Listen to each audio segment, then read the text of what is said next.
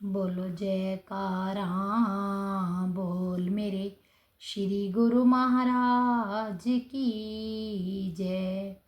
अमर ज्योति दर्शन। महात्मा दर्शन संतोषानंद जी बाल्यकाल से ही श्री गुरु महाराज जी के चरणों में शरणागत हो गए थे। जब वे कुछ बड़े हुए तो उनकी सेवा मशीनरी डिपार्टमेंट में लगा दी गई।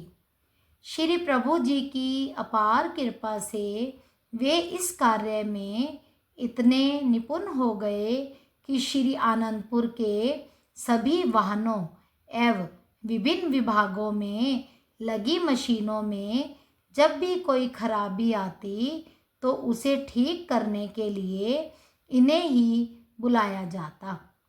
ये जिस भी मशीन को हाथ लगा देते अद्भुत चमत्कार हो जाता।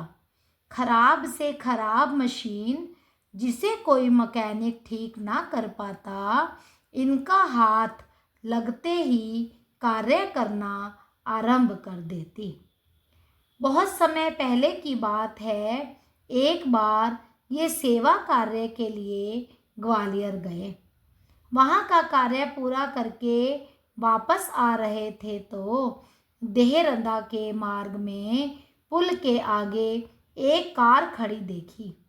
जैसे ही समीप आए तो पता चला कि उसमें ग्वालियर स्टेट के महाराजा सिंधिया के वंशज बैठे हुए थे और कुछ परेशान दिखाई दे रहे थे। कारण पूछने पर उन्होंने कहा कि हमारी गाड़ी यहाँ इस निर्जन स्थान पर आकर रुक गई है। इंजन काम नहीं कर रहा और आसपास कोई मैकेनिक और दुकान भी नहीं है। ड्राइवर इसे ठीक नहीं कर पा रहा। ऐसी घड़ी में भगवान को याद कर रहा था कि वे ही आकर मेरी मदद करें। भगवान ने शायद मेरी विनती सुन ली है, जो उन्होंने आपको मदद के लिए भेजा है। महात्मा जी ने ड्राइवर को कहा कि गाड़ी का बोनट खोलो। बोनट को ऊंचा करके मशीनरी को देखा। देखते ही समझ गए कि अंदर एक तार ढीली हो चुकी थी। उन्होंने 2 मिनट में ही उस तार को कस दिया और तसल्ली कर ली। ड्राइवर को कहा कि गाड़ी स्टार्ट करो। उसने गाड़ी स्टार्ट की और एक ही बारी में गाड़ी स्टार्ट हो गई। वह बहुत खुश हुए। उन्होंने महात्मा जी को कुछ देना चाहा। महात्मा जी ने कहा, नहीं, यह तो मेरा कर्तव्य था जो मैंने पूर्ण किया है। इसमें मेरा कोई एहसान नहीं है। उन्होंने पूछा कि आप कहाँ के रहने वाले हैं? महात्मा जी ने कहा कि यहाँ से 30-35 किलोमीटर पर हमारा श्री आनंदपुर दरबार है। हम वहाँ सेवा करते हैं। उन्हें स्मरण हो आया कि उनके बाप दादा कहा करते थे कि यहाँ इस अक्षेत्र में हमारी ज़मीन है, जो पहले बियावान जंगल हुआ करती थी।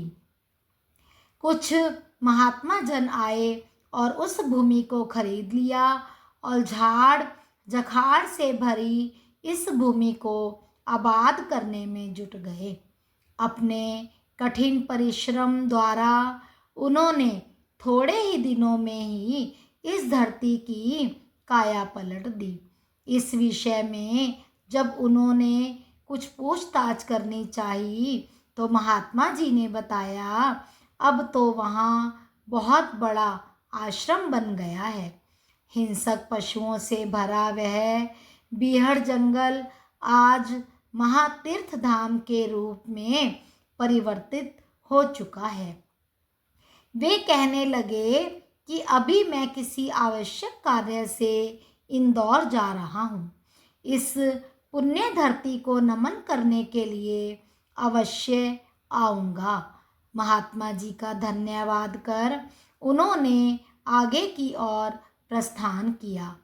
महात्मा जी अंतिम समय तक भक्ति भाव से श्री दरबार की सेवा में संलग्न रहे।